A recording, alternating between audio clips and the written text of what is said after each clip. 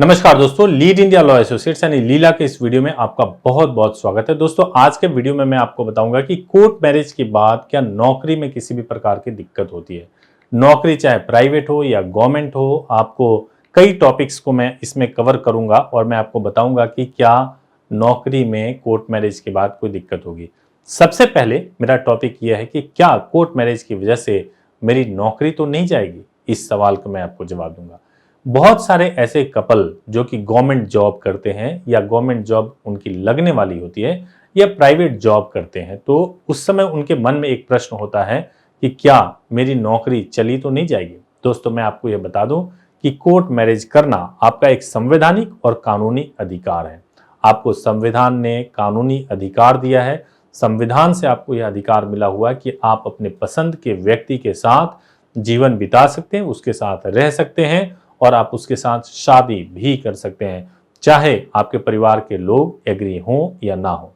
तो जो अधिकार आपको संविधान से मिला हुआ है, फिर वो गैर कानूनी हो ही नहीं सकता। इसलिए नौकरी जाने के भी चांसेस नहीं है कोर्ट मैरिज के करने के वजह से आपको। लेकिन कोर्ट मैरिज करने की वजह से या शादी करने की वजह से कुछ खतरा नौकरी पे जरूर आता है, जो कि आगे आने वाले वीडियोस में मैं आपको बताऊंगा।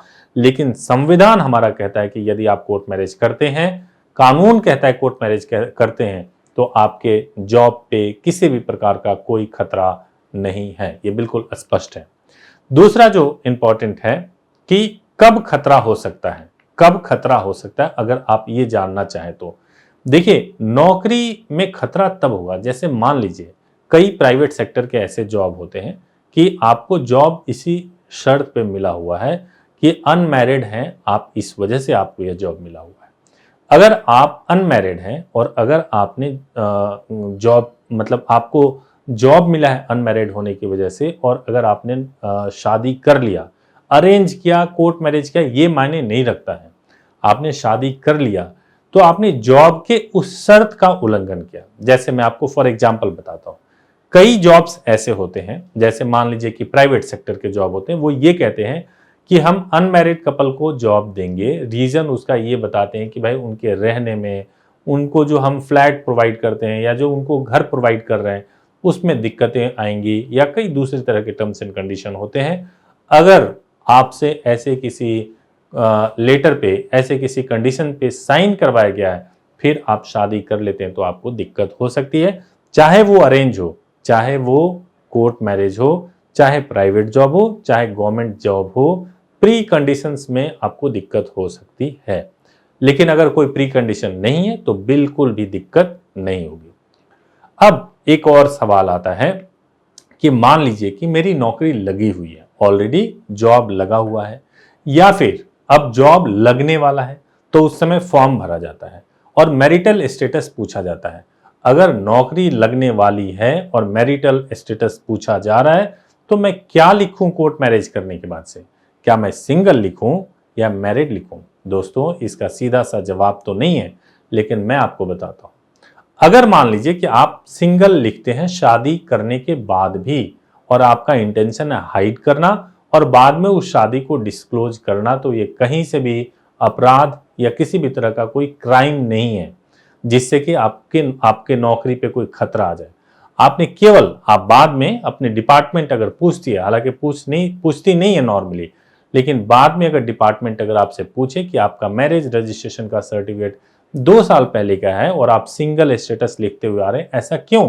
तो आप बोल सकते हैं कि प्राइवेसी के लिए आप यह कह सकते हैं कि इस वजह से आप लिख रहे हैं क्योंकि आप नहीं चाहते थे, चूंकि आपने कोर्ट मैरिज किया है तो आप बिल्कुल नहीं चाहते थे कि आपके मैरिज के बारे में आपके परिवार के लोगों को मालूम चल जाए, और मालूम चलने के बाद से आपके जॉब पे या आपके करियर पे या फिर आपके जीवन पे किसी तरह का खतरा हो। इस वजह से आपने मैरिटल स्टेटस सिंगल लिखा है, और अगर आप उसको मैरिड लिखते हैं तब तो कोई इशू है ही नहीं। आप मैरिड हो और आपने मैरिड लिखा है तो उसमें तो कोई इशू है ही नहीं। एक और महत्वपूर्ण प्रश्न आता है, शादी के बाद एफआईआर हो गया तो क्या जॉब चली जाएगी?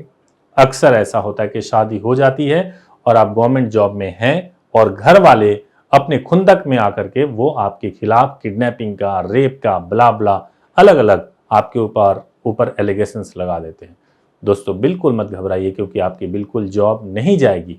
अगर आपके पास इस तरह का कोई भी एफआईआर हो जाता है आपके ऊपर कोर्ट मैरिज के बाद से, तो आप, अगर आपसे डिपार्टमेंट पूछे, अगर आपसे डिपार्टमेंट ये पूछ रही है या कह रही है कि भाई बताइए कि आपके ऊपर ये एफआईआर क्यों हुआ है, क्यों किडनैपिंग और रेप का चार्जेस लगा हुआ है, तो आप उनको बताइए कि मैंने उस लड़की से शादी किया था, मेरी वो वाइफ है और उसके पेरेंट्स ने ये फेक एफआईआर कराया हुआ है।